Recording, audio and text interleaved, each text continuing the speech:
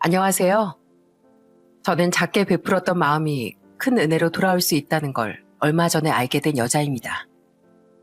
예전부터 잘 지냈던 사람한테 좋은 마음으로 해줬던 일이었는데 그 일을 통해 저희 남편의 충격적인 실체를 알게 되었거든요. 지금부터 잘 살고 있던 저희 가정을 박살낸 남편에 대해 얘기해 볼 테니 잘 들어주셨으면 좋겠습니다. 제가 어렸을 때 저희 부모님은 사이가 무척이나 안 좋으셨어요. 저희 엄마가 육아에도 관심이 없고 맨날 술만 마시고 밖으로 놔두는 스타일이셨거든요. 그러다 보니 매일 아빠가 엄마한테 화를 내시던 게 기억이 납니다. 당신, 애 엄마라는 사람이 맨날 진하게 화장하고 늦게까지 술이나 퍼마시면서 다니는 게 제정신이야?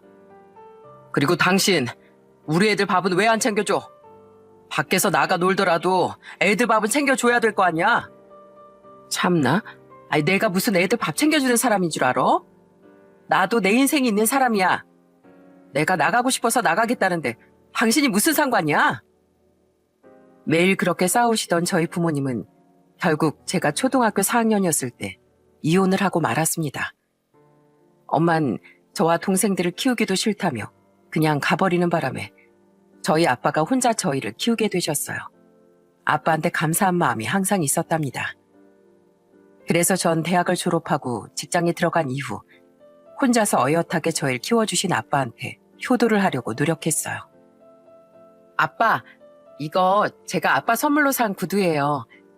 지금 신고 다니시는 구두는 너무 오래됐잖아요. 그러니까 내일부턴 회사 출근할 때 이거 신고 다니세요. 아이고, 우리 현이가 언제 이렇게 커서 이 아빠한테 구두까지 사다 주는 거야? 이거 너무 아까워서 못 신겠는데? 그래도 제가 돈을 벌기 시작하니까 가족들한테 선물도 사주고 가끔씩 제 돈으로 외식도 할 수 있는 게 너무 좋더라고요. 그렇게 직장 생활 하던 전 30대 초반에 지인의 소개로 남자친구를 만나게 되었습니다. 남자친구는 말 한마디도 자상하게 하는 정말 좋은 사람이었어요. 남자친구가 고등학생 때 아버지가 병으로 돌아가셨는데 부모님이 한 분만 계신 것도 저랑 똑같아서 왠지 모르게 동질감이 들었습니다. 그런 남자친구와 결혼 약속을 한 후 처음 예비시댁에 인사를 드리러 갔는데 예비 시어머니가 절 보자마자 따뜻하게 안아주시더라고요. 아이고, 어서 와요. 우리 성국이가 결혼할 여자를 데려온다고 그래서 엄청 기대했는데 이렇게 만나게 되니까 너무 반갑네요.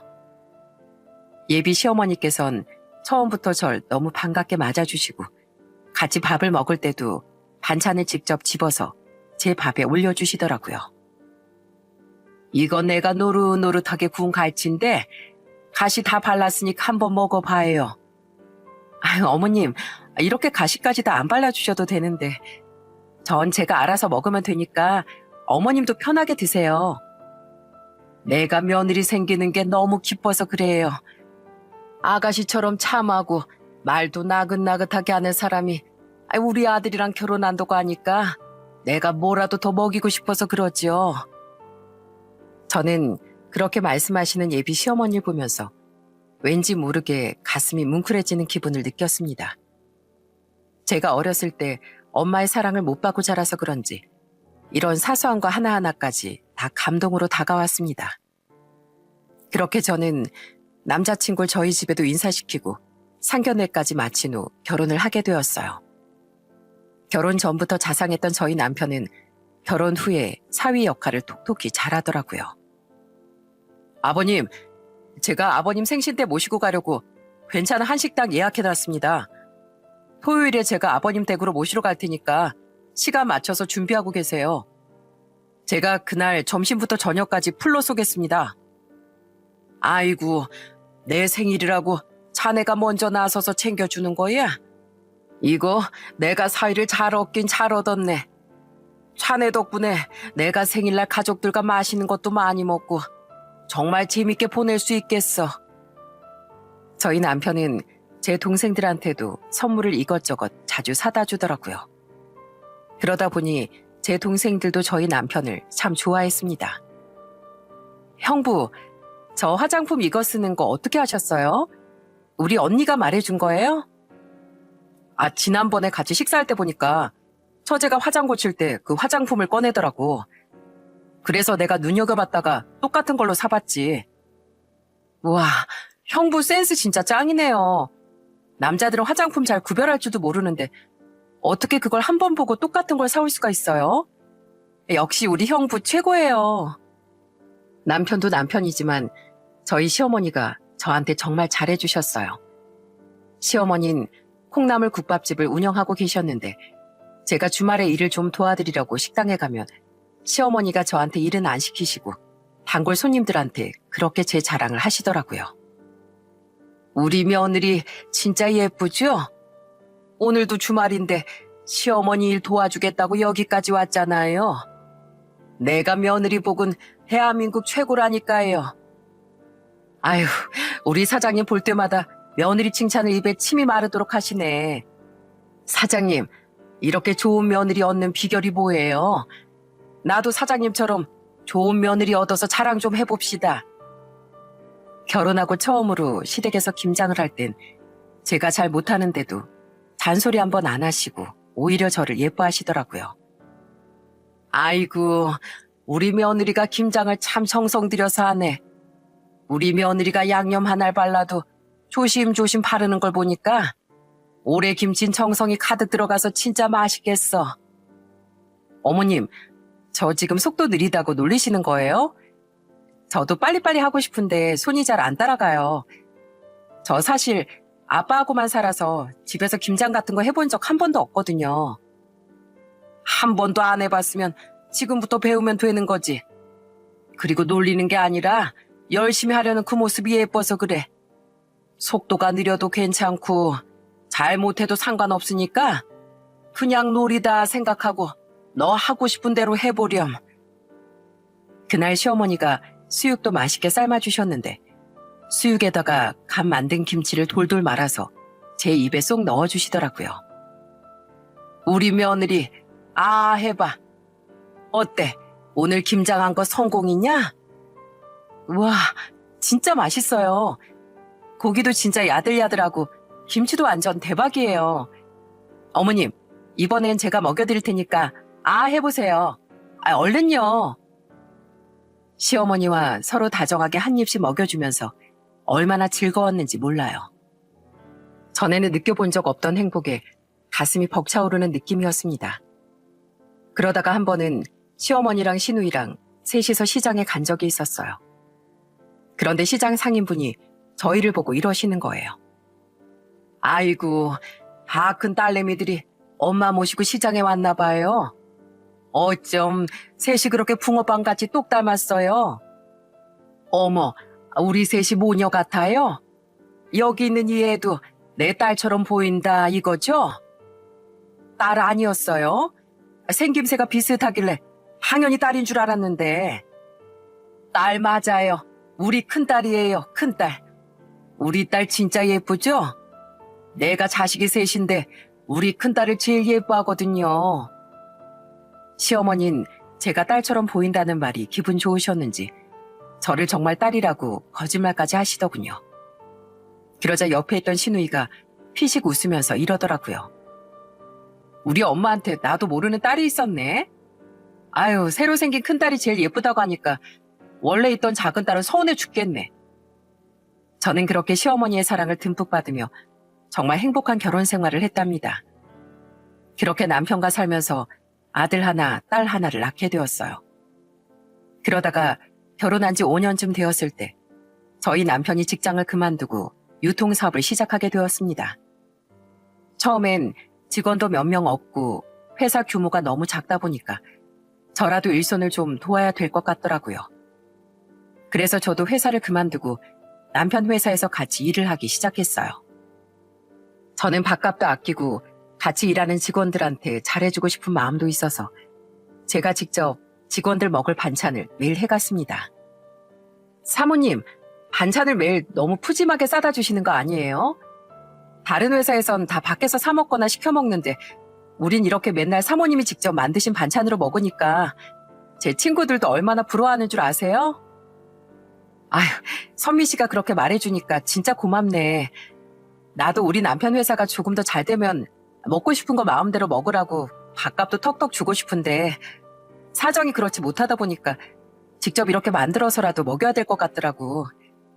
우리 직원분들이 우리 회사를 위해서 그렇게 열심히 일해주는데 내가 밥이라도 잘 챙겨야지. 전 그렇게 남편 회사에서 일하면서 직원들과도 되게 친하게 지냈어요. 그중에서도 격리 담당으로 일하던 선미 씨랑 제일 친했습니다. 선미 씨는 일을 정말 열심히 하는 스타일이었는데 성격이 워낙 꼼꼼해서 실수도 거의 안 하고 업무적으로도 정말 도움이 많이 되는 사람이었어요.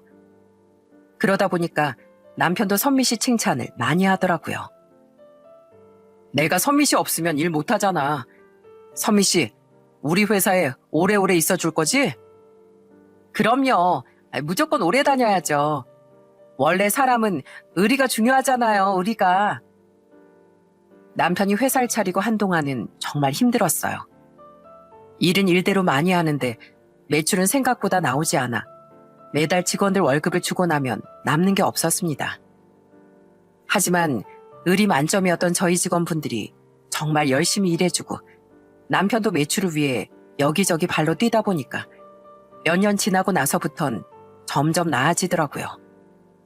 물론 그렇다고 해서 다른 사람들처럼 잘 나가는 사업가가 된 건 아니었지만 그래도 직원들 월급 주고 저희 가족도 먹고 살 수 있을 정도로는 안정이 되었어요. 그렇게 살다 보니 어느덧 제가 결혼한 지도 12년이 되었더라고요. 그런데 그때쯤 저희 시댁에 생각지도 못했던 사고가 발생하고 말았어요. 저희 시어머니가 식당에서 일하다가 주방에서 넘어지시는 바람에 크게 다치셨다는 거예요. 놀라서 병원에 달려갔는데 대퇴골 골절이 되었다고 하더라고요. 수술을 하고 입원 치료를 하기 시작하셨는데 연세가 있어서 회복하는데 오래 걸릴 거라는 말에 가슴이 얼마나 아팠는지 모릅니다. 어머님, 병원에만 계시니까 답답하시죠? 오늘부터 제가 자주 올 테니까 너무 걱정하지 마세요. 아이고, 나 때문에 애미 네가 참 고생이다. 내가 조심했어야 하는데 괜히 넘어지는 바람에 이게 뭐니? 그렇게 한동안 입원해 계시다 퇴원을 하긴 하셨는데 당분간은 계속 걸을 때 보조기구를 이용해야 된다고 하더라고요. 결국 시어머니는 운영하시던 식당도 접으시고 집에서 요양을 하게 되었어요. 그것 때문에 안 그래도 신경 쓰였는데 마침 남편이 저한테 이런 얘기를 하더라고요. 여보, 요즘에 우리 어머니 너무 걱정돼 죽겠어. 안 그래도 연세 드셔서 자주 아프신데 이젠 제대로 걷지도 못하시잖아. 그래서 말인데 우리가 어머니 좀 모시고 살면 안 될까? 나 우리 어머니 혼자 계시다가 잘못되기라도 하면 진짜 못 살 것 같아서 그래. 남편이 눈물까지 보이며 그렇게 얘기하길래 저는 조용히 고개를 끄덕였어요. 사실 시어머니는 저한테 엄마나 마찬가지인 분이라 저도 걱정되는 건 똑같았거든요. 그러자 남편이 펑펑 울면서 저한테 이러더라고요. 여보, 진짜 고마워. 역시 나한텐 당신밖에 없는 것 같다. 아유, 고맙긴 뭐가 고마워.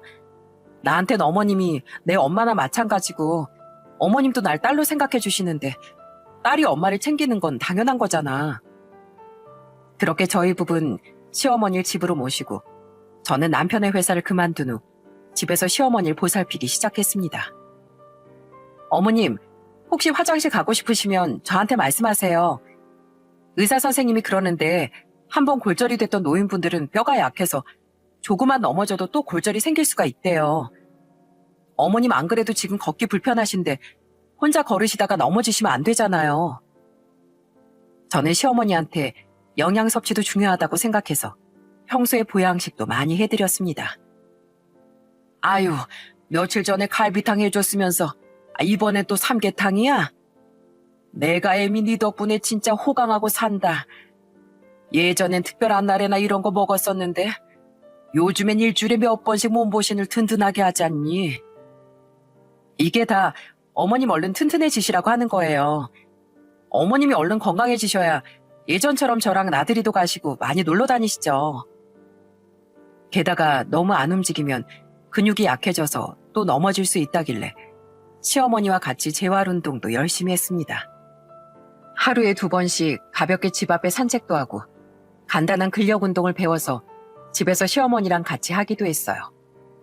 그러다 보니까 저희 애들도 절 따라서 자연스레 시어머니를 챙기더라고요. 할머니, 오늘은 저랑 같이 운동해요. 엄마가 오늘은 할머니 운동 당번 제가 해도 된다고 그랬어요. 아유, 그래. 그럼 오늘은 내가 우리 손주랑 같이 운동 한번 해볼까? 그나저나 이 할미가 운동 열심히 해서 얼른 튼튼해져야겠다. 그래야 우리 손주들이랑 여기저기 많이 다니지. 그렇게 제가 집에서 시어머니를 모시는 동안 저희 남편의 회사는 점점 바빠지기 시작했어요. 주말에도 거래처 사람 만난다면서 나가서 늦게 들어오고 금요일이면 꼭 술 마시러 가서 토요일 아침에 들어오더라고요. 여보, 이제 금요일엔 무조건 밤새서 술 마시는 걸로 정한 거야? 도대체 지금 몇 주째 밤새고 아침에 들어오는 거야? 아휴, 나도 밤새도록 술 마시느라 힘들어 죽겠으니까 제발 그 잔소리 좀 하지 마. 나도 비즈니스 때문에 거래처 사장님들이랑 술 마시는 거 진짜 피곤하단 말이야. 처음엔 사업하는 사람이니까 그럴 수도 있다고 이해하려고 했어요. 그런데 언젠가부턴 아예 저희 가족들한테 관심이 없어진 것 같더라고요. 한 번은 저희 딸이 학교에서 상을 받았다면서 남편한테 자랑을 한 적이 있었습니다. 아빠, 나 지난번에 학교에서 글짓기 했었는데 그걸로 최우수상 받았어요. 나 진짜 잘했죠? 뭐? 글짓기? 그건 원래 아무한테나 다 돌아가면서 상 주는 거 아니야? 이번에 네가 받았으니까 다음번엔 다른 애한테 주겠지 뭐. 그런 거 아니거든요. 제가 글을 잘 써서 받은 거란 말이에요. 아빠는 왜 말을 그런 식으로 해요? 남편은 꼭 저런 식으로 저희 애들 기분을 상하게 할 때가 한두 번이 아니었습니다. 그러다가 한 번은 제가 남편한테 이렇게 얘기한 적이 있었어요. 여보, 민혁이 이제 고등학교 올라가는데 진로에 대해서 고민이 많은가 봐. 당신이 아빠로서 조언 좀 해주는 거 어때? 아유, 그냥 자기가 하고 싶은 거 하면 되지. 꼭 나한테 조언을 받아야 돼? 정하고 싶은 거 없으면 그냥 공부나 열심히 하라고 해. 자기 인생은 자기가 개척하는 거야. 알어? 아니, 당신은 무슨 애 아빠가 말을 그런 식으로 해. 다른 집 애도 아니고 당신 아들이잖아. 아들이 고민이 있다는데 아빠로서 얘기 좀 들어주고 조언 좀 해줄 수 있는 거 아니야? 게다가 남편은 저희 시어머니한테도 점점 소홀해지기 시작했어요. 시어머니가 오랜만에 간장게장을 드시고 싶다고 하시길래 주말에 같이 먹으러 가자고 남편한테 얘기를 했더니 자긴 바쁘니까 우리끼리 갔다 오라는 거예요. 세상에 자기 어머니인데도 저러는 걸 보고 제가 알던 남편이 아닌 것 같다는 생각이 들었습니다. 그렇게 남편 회사를 그만두고 시어머니를 모시기 시작한 지 2년쯤 되었을 때였어요. 오랜만에 바쁜 남편도 응원할 겸 예전에 같이 일했던 직원들도 보고 싶어서 간식을 사들고 남편 회사에 찾아갔습니다. 그런데 가보니까 남편이 미팅이 있어서 나갔다고 하고 저랑 제일 친했던 선미 씨도 없더라고요. 제가 다른 직원한테 선미 씨 왜 안 왔냐고 물어보니까 이러더군요. 아, 선미 씨 오늘 애가 너무 아파서 못 나온다고 하더라고요. 원래 선미 씨네 딸이 예전부터 몸이 좀 안 좋았잖아요. 그런데 최근에 좀 많이 아픈지 일하다가도 딸 걱정에 갑자기 울고 그러더라고요. 저는 그 얘기를 듣고 순간 너무 마음이 쓰이더라고요. 그래서 일단 직원들한테 간식을 나눠주고 집에 돌아오는 길에 선미 씨한테 전화를 해봤어요.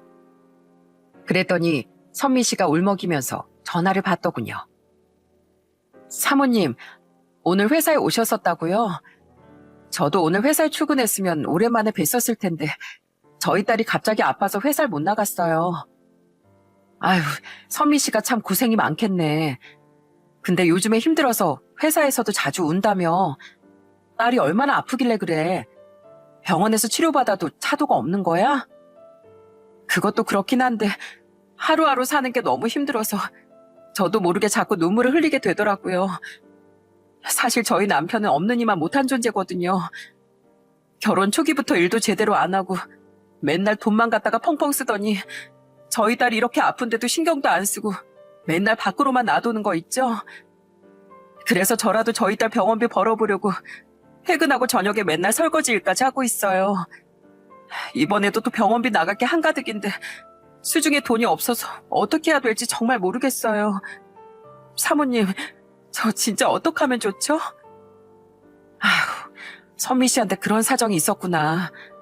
그런데 그렇게 힘들었으면 우리 남편한테 좀 도와달라고 부탁을 해보지 그랬어. 그래도 선미 씨가 우리 남편 회사에서 그렇게 오래 일했는데 부탁하면 조금이라도 도와줬을 거 아니야.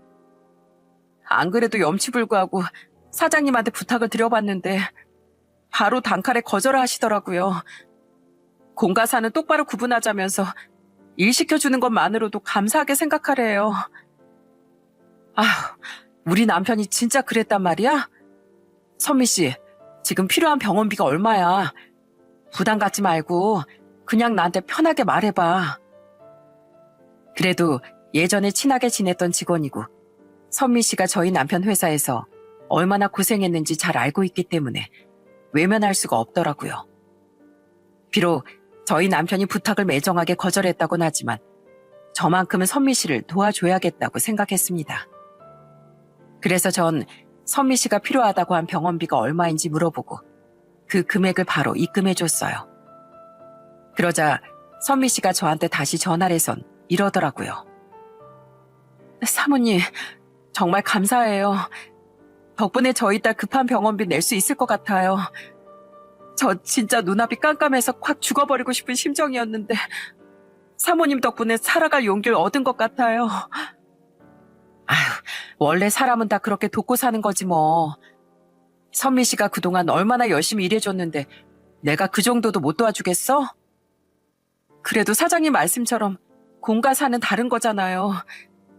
저 솔직히 사장님이 못 도와주신다고 말씀하셨을 때도 어쩔 수 없다고 생각했는데 사모님께서 이렇게 도와주시니까 얼마나 감사한지 몰라요. 그래서 말인데요.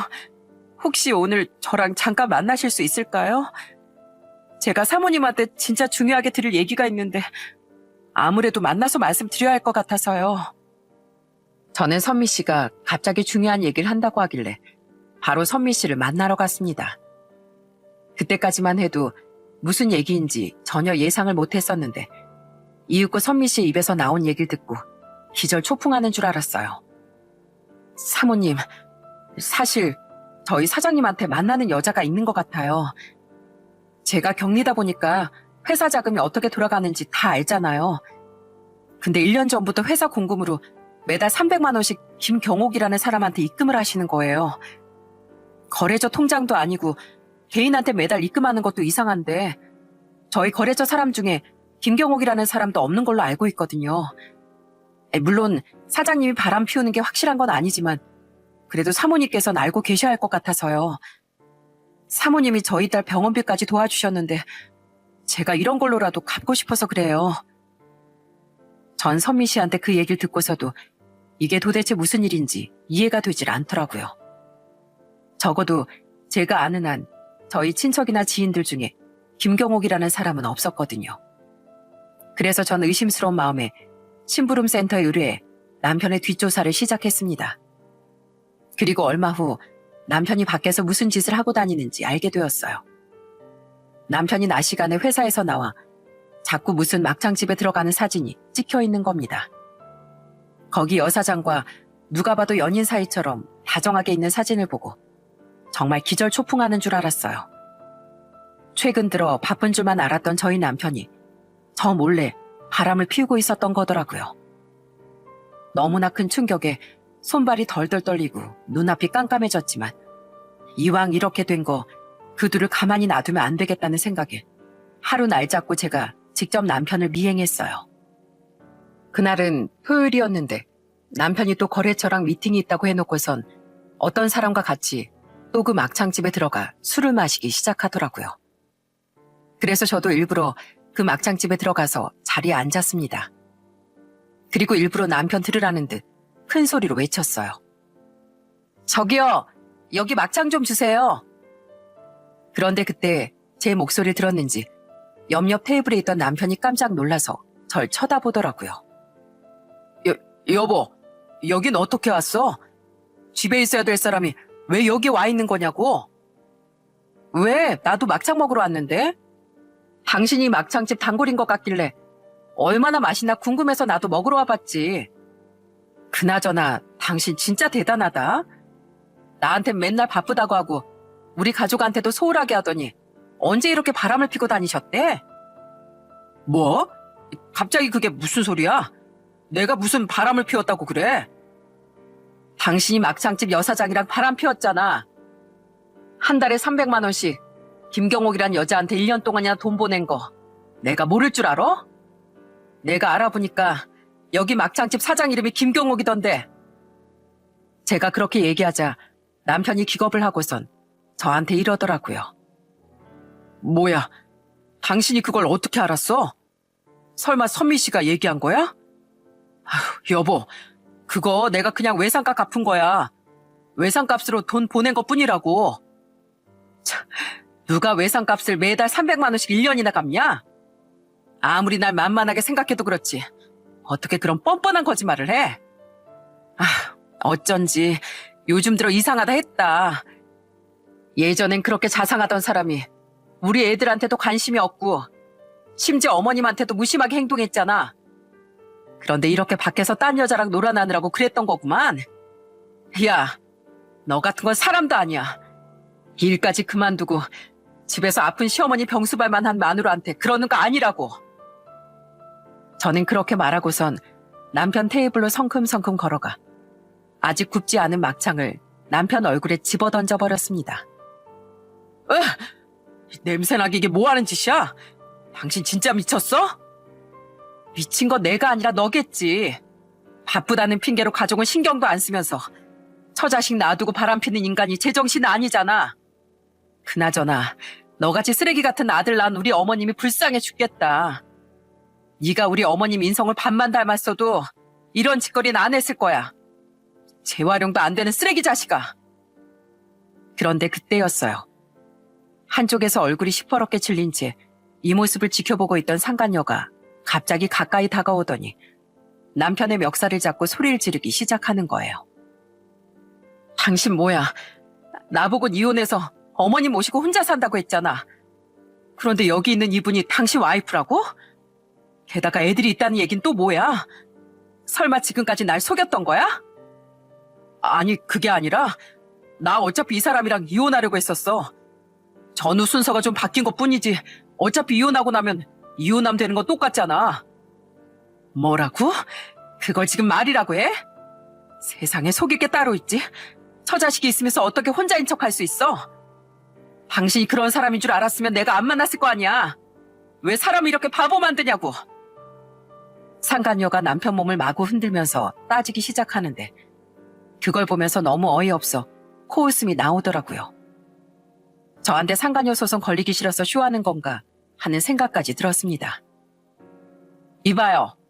지금 소송 당하기 싫어서 내 앞에서 연기하는 거예요? 1년이나 만났다면서 어떻게 유부남인 걸 모를 수가 있어요? 죄송합니다. 저 진짜 몰랐어요. 저도 이 사람이 처자식이 있는 줄 알았으면 절대 안 만났을 거예요. 나보고 그 말을 믿으라고요? 둘 다 상간남 상간녀인데 내가 미쳤다고 그 말에 넘어가겠어요? 그나저나 둘 다 각오해요. 내가 가만 안 둘 테니까 인생 망칠 각오하라고요. 알겠어요? 저는 그렇게 말하고선 그 막창집을 나와버렸어요. 집에 가는데 너무 억울하고 서러워서 눈물이 나오더라고요. 근데 제가 퉁퉁 부은 눈으로 집에 들어가니까 시어머니가 깜짝 놀라서 저한테 무슨 일이냐고 물어보시는 거예요. 어머님, 저 진짜 못 살겠어요. 그이가 저 몰래 1년 동안이나 딴 여자랑 바람을 피웠대요. 그래 놓고서 그 여자 앞에서 저랑 원래부터 이혼할 생각이었다고 말하는 거 있죠? 제가 그 인간한테 얼마나 잘했는데 어떻게 저한테 이럴 수가 있어요? 어떻게 절 배신하고 뒤통수를 칠 수가 있냐고요. 제가 그렇게 말하자 시어머니가 엄청 충격을 받으셨는지 한동안 아무 말도 못 하시더라고요. 그러다가 저녁에 남편이 집에 들어오니까 시어머니가 집에 있던 막대기까지 들고 남편을 쥐잡듯이 잡기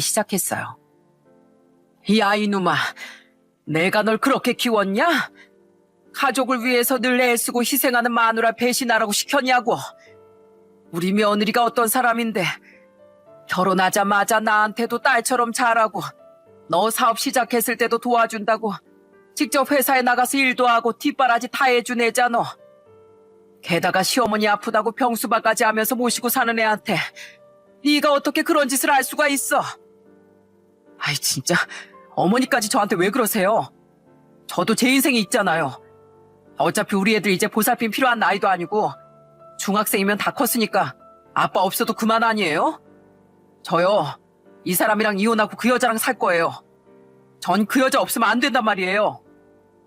이게 진짜 미쳤구나. 네가 아주 사람을 탈을 쓰고 짐승짓을 하고 있었어.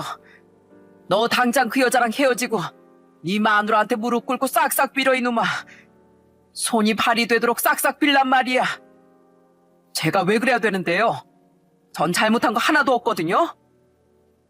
남편은 그렇게 말하더니 뻔뻔한 얼굴로 저한테 이러더군요. 여보, 이왕 이렇게 된 거 제발 그냥 이혼해주라. 나 당신보다 그 여자를 훨씬 더 사랑한단 말이야. 나 사실 그 여자랑 초등학교 동창인데 어릴 때부터 내가 걔를 많이 짝사랑했었어. 그런데 작년에 동창회 갔다가 걔가 남편이랑 사별했다길래 이제 나한테도 기회가 왔구나 생각했단 말이야. 그래서 어렵게 기회를 잡았는데 당신 때문에 다 물거품이 되면 나 진짜 억울해서 못 살아. 그러니까 제발 나랑 이혼해주면 안 될까? 제발 소원이니까 그렇게 좀 해주라. 참나, 아주 대단한 사랑 납시였네. 바람 펴서 걸린 주제에 잘못했다고 빌기는커녕 이혼해달라고 애원을 하고 있냐? 그런데 그냥 이혼해주면 나도 억울해서 안 되지. 그럼 너네들한테만 좋은 일 되는 건데 내가 미쳤다고 그냥 이혼을 해주겠어? 그러니까 당신 억울한 일 없게 내가 재산 분할은 당신한테 유리하게 해줄게. 그래도 당신이 그동안 우리 가족을 위해서 애쓴 것도 있고 우리 어머니 모시고 사느라 고생했으니까 재산의 70%는 당신이 가지는 걸로 해. 대신 나 그 여자랑 살 수 있게 방해하지 말고 그냥 조용히 이혼 좀 해주라. 어? 제발 부탁이야. 그 여자가 그렇게 좋은지 저한테 재산의 70% 준다고까지 약속하면서 이혼해달라고 하더라고요. 그래서 저는 한참 고민하다가 그냥 남편 말대로 하기로 했습니다. 어차피 그런 인간이랑 같이 살고 싶지도 않았는데 이왕 이혼하는 거 저희 애들의 미래를 위해서라도 돈을 더 받고 이혼하는 게 나을 것 같다고 생각했어요. 결국 전 재산의 70%를 분할받고 남편과 이혼을 하게 되었습니다. 그리고 저희 애들도 제가 직접 키우게 되었죠. 그런데 막상 이혼을 하게 되니까 전 시어머니랑 더 이상 같이 못 살게 된 게 너무 아쉽더라고요. 어머님, 죄송해요. 저 어머님이랑 평생 동안 엄마랑 딸처럼 지내고 싶었는데 어쩔 수 없이 이렇게 됐네요. 괜찮다. 다 우리 아들이 잘못한 거니까 나한테 미안해할 필요 없어. 오히려 아들 잘못 키운 내가 너한테 미안하지. 그나저나 애미야, 앞으로 혼자 애들 키우느라 힘들 텐데 이거라도 가져다가 쓰렴. 내가 그래도 할머니인데 너랑 우리 손주들한테 작은 도움이라도 되고 싶어서 그래. 전 시어머니는 그렇게 말씀하시며 거금이 든 돈 봉투를 저한테 내미시더라고요. 저는 그걸 보고 깜짝 놀라서 돈 봉투를 바로 돌려드렸습니다. 어머님, 저 이런 거 필요 없어요. 어차피 그 인간한테 꼬박꼬박 양육비 받을 거니까 이 돈 없어도 저희 애들 키울 수 있다고요. 그러니까 이건 그냥 어머님 노후 자금으로 쓰세요. 아니다. 네가 그동안 나한테 해준 게 있는데 그냥 보내기엔 너무 가슴이 아파서 그래. 애미야, 대신에 가끔씩 얼굴은 보여줄 거지? 우리 아들이랑 이혼했어도 나랑은 가끔 보고 살아줄 거지? 어머님, 당연하죠. 비록 이혼은 했어도 어머님은 저희 애들 할머니시고 저한텐 엄마나 마찬가지잖아요. 엄마의 사랑도 못 받고 자랐던 저한테 어머님이 얼마나 따뜻하게 대해주셨는데요. 그래, 고맙다. 나한텐 그걸로 충분하단다. 그러니까 부디 못난 우리 아들 같은 건 있고 손주들이랑 즐겁게 살아라. 그날 전 시어머니와 끌어안고 한참이나 펑펑 울었어요. 그렇게 전 시어머니와 가슴 아픈 이별을 한 후 저는 애들을 데리고 친정으로 들어갔습니다. 그리고 상간녀 소송도 슬슬 준비해야겠다고 생각했어요. 상간녀 말론 남편 이혼했는 줄 알았다고 하긴 했지만 솔직히 그 말이 못 믿어왔거든요. 그런데 제가 이혼한 지 얼마 안 됐을 때 상간녀가 전 남편 휴대폰에서 제 연락처를 알아냈는지 저한테 연락해서는 만나자고 하더군요. 그래서 상간녀를 만나러 갔는데 절 보자마자 울면서 저한테 사과를 하기 시작하는 거예요. 죄송합니다. 제가 정말 죽을 죄를 지었어요. 저 그 사람한테 처자식이 있는 줄 알았으면 진짜로 안 만났을 겁니다. 사실 저 40대 초반에 좀 늦게 결혼해서 애 셋이나 낳았는데 저희 남편이 교통사고로 갑자기 세상을 떠나게 되었거든요. 그래서 혼자 장사하면서 애 셋을 키웠는데 장사도 잘 안 되고 하루하루 너무 힘들었어요. 그러다가 동창회에 갔는데 그때부터 그 사람이 저한테 적극적으로 나오기 시작하더라고요. 우리 애들한테 아빠 노릇 해주겠다고 하고 저한테 생활비도 지원해주겠다고 하고 저 솔직히 그 말에 혹했던 거 사실입니다. 저희 애들 아직 초등학생밖에 안 돼서 아빠의 역할이 필요하다고 생각했거든요. 거기다가 진짜로 저한테 매달 생활비까지 보내주니까 정말 이 사람하고 의지하면서 살아갈 수 있을 거라고 생각했어요. 그래서 그쪽도 속았으니까 나보고 용서해달라는 거예요? 갑자기 나보고 만나자고 해서 이런 얘기를 하는 이유가 뭔데요? 용서해달라는 거 아닙니다. 상간녀 소송을 하고 싶으시면 하셔도 돼요.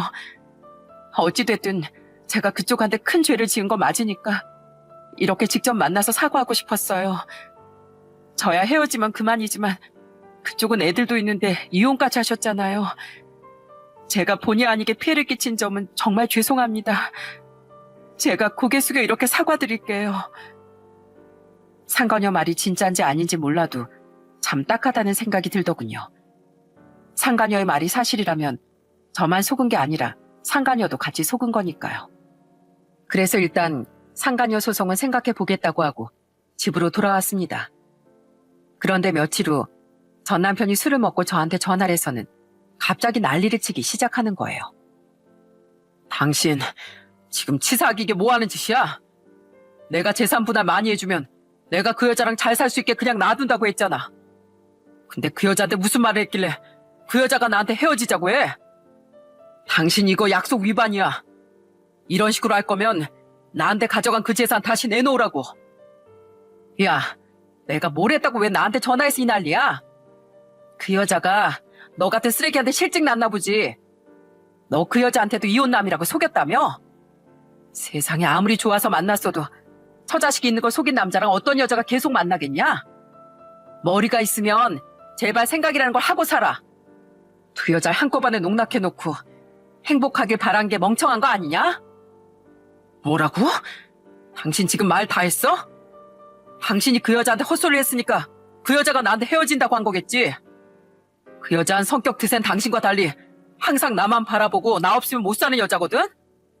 그런 사람이 나한테 헤어지자고 했으면 뭔가 이유가 있을 거 아니야? 그러니까 그 이유를 너 자신한테서 찾아야지. 왜 나한테서 찾아? 그리고 재산 더 줄 테니까 제발 이혼해달라고 한 건 바로 너거든? 난 네가 해달라는 대로 해줬고 너랑 그 여자 사이 방해한 적도 없으니까 네 일은 네가 알아서 해결해. 그 여자가 그렇게 좋으면 가서 무릎 꿇고 다시 만나달라고 사정사정 해보던가. 남편은 끝까지 저 때문이라고 생각하고 소리를 질렀지만 저는 전화를 확 끊어버렸어요. 그 여자도 똑같이 속여놓고 그 여자가 자기를 택할 거라고 생각한 게 너무 어이없더라고요. 그런데 며칠 후 상간녀한테서 다시 전화가 왔습니다.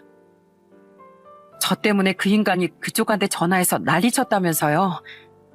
그런데 이젠 그놈이 전화할 일 없을 거예요. 제가 그쪽이랑 상관없이 너 같은 놈 싫어서 헤어지는 거라고 단단히 말해놨거든요. 저 이제 그놈이랑 마주치기도 싫어서 가게도 정리하고 다른 동네로 이사 가려고요. 하루에도 몇 번씩 전화하고 찾아오고 하는데 솔직히 소름 끼쳐서 미칠 것 같아요.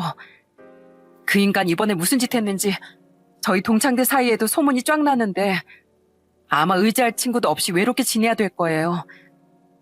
그쪽 분이 그 인간이랑 살면서 시어머니도 모시고 살고 정말 잘해주셨다고 들었는데 그런 사람을 배신했으니 그런 꼴 돼도 싸죠.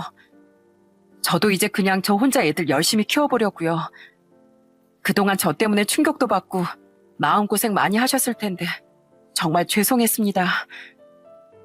상간년 끝까지 저한테 사과를 하더군요. 나중에 알아보니까 진짜로 전 남편이 이혼남인 줄 알았던 거더라고요. 그래서 저는 상간녀 소송을 그냥 하지 않기로 했습니다.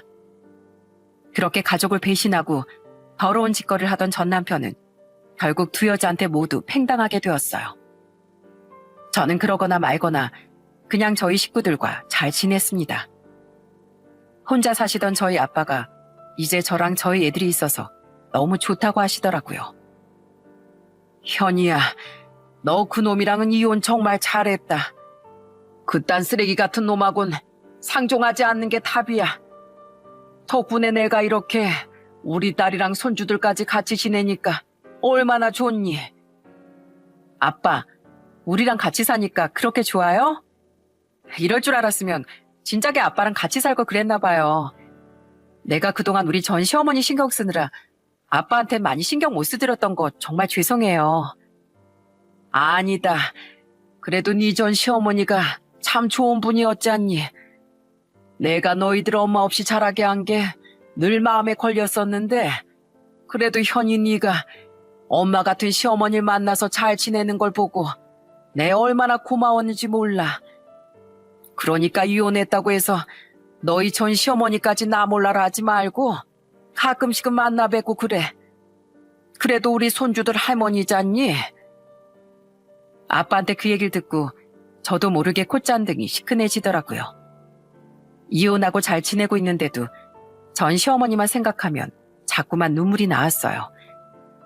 그런데 정말 고맙게도 저희 애들이 저한테 이러더군요. 엄마, 우리 이번 주에 할머니 보러 가면 안 돼요? 아빤 보고 싶지 않은데 할머니는 진짜 보고 싶단 말이에요. 우리 할머니랑 같이 맛있는 거 먹으러 가요. 네? 그렇게 저는 이혼하고 처음으로 애들을 데리고 전 시어머니를 만나고 왔습니다. 전 시어머니는 요양병원에서 지내고 계셨는데 저희가 찾아가니까 너무 좋아하시더라고요. 그래서 앞으로도 종종 이렇게 전 시어머니와 같이 즐거운 시간을 보내야겠다고 생각했어요. 그렇게 전 남편과 이혼하고 잘 살던 중 선미 씨한테 또다시 연락이 왔습니다. 사모님, 잘 지내시죠? 저 이번에 다른 회사로 이직했어요. 어쨌든 제가 사장님이 바람 피우시는 거 폭로한 당사자인데 계속 그 회사에 다닐 순 없겠더라고요. 그런데 사모님, 그것 때문에 충격 진짜 많이 받으셨죠? 아휴, 그걸 말이라고 해. 그래도 내가 선미 씨 덕분에 그 인간 실체를 알아채서 얼마나 고마웠는지 몰라. 안 그래도 내가 조만간 선미 씨한테 밥이라도 한 끼 사주려고 했거든. 선미 씨 아니었으면 내가 계속 속고 살다가 뒤통수를 더 세게 맞을 뻔했잖아. 에이, 밥은 사모님이 아니라 제가 사드려야죠. 사모님 덕분에 저희 딸 급한 병원비도 해결하고 얼마나 도움이 많이 됐는데요. 그런데 사모님, 원래 나쁜 짓 한 인간들은 끝이 안 좋을 수밖에 없는 거 아시죠? 제가 그 회사 경리였어서 잘 아는데 최근에 계속 회사 사정이 안 좋았었거든요. 안 그래도 사장님이 돈이 모자라서 직원 한두 명 자를까 말까 고민하고 계셨어요. 그런 상황에서 모르는 사람한테 돈을 300만 원씩 보내니까 그게 더 이상하다고 생각해서 사모님한테 말씀드린 거예요. 솔직히 전 그냥 그 회사가 확 망해버렸으면 좋겠어요. 사장님은 솔직히 그 정도는 당해도 싸잖아요. 그쵸? 선미 씨 얘기를 들어보니 전 남편의 회사가 많이 어려운 상황인 것 같더군요. 그런 상황에서 저한테 재산도 많이 떼주고 저희 애들 양육비까지 보내야 하니까 아마 앞으로 고생 꽤나 할 것 같아요. 그러게 한 가정의 가장으로서 가족을 지킬 생각을 해야지 왜 딴짓거리를 하면서 가족한테 상처를 주나요? 전 남편 한 명으로 인해 저는 물론이고 속아서 만났던 상간녀에 저희 애들이랑 시어머니까지 도대체 상처 입은 사람이 몇 명인지 모르겠어요. 여러 사람한테 민폐가 되는 그런 행동을 했으니 앞으로도 전 남편이 쭉 가시밭길만 걸었으면 좋겠습니다. 제가 예전에 들었던 명언 중에 이런 말이 있어요. 선행은 부메랑과 같아서 뜻하지 않은 방법으로 당신에게 돌아올 것이다. 제가 선미 씨의 사정을 우연히 알게 되어 도와준 덕분에 남편의 불륜까지 알게 된 게 정말 신기한 일인 것 같아요. 제가 그날 선미 씨가 출근을 하든 말든 신경을 안 썼다면, 선미 씨가 어려운 상황에 처한 걸 알고서도 도와주지 않았다면 저는 아직도 전 남편이 제 뒤에서 그런 짓을 하고 있는지 몰랐을 겁니다. 저의 작은 도움이 큰 은혜가 되어 돌아온 걸 보고 정말 감사하다는 생각이 들더라고요. 그러니 여러분들께서도 주변에 어려운 사람이 있으면 조금씩 도와주셨으면 좋겠어요. 그게 나중에 진짜로 부메랑이 되어 돌아올진 모르겠지만 그래도 뭐든지 베푸는 게 좋은 삶이잖아요. 그러다가 진짜로 저처럼 더 큰 보답으로 돌아올 수도 있는 거고요. 그럼 전 이 세상이 조금 더 따뜻한 세상이 되길 바라며 제 사연을 마치도록 하겠습니다. 끝까지 들어주셔서 감사합니다.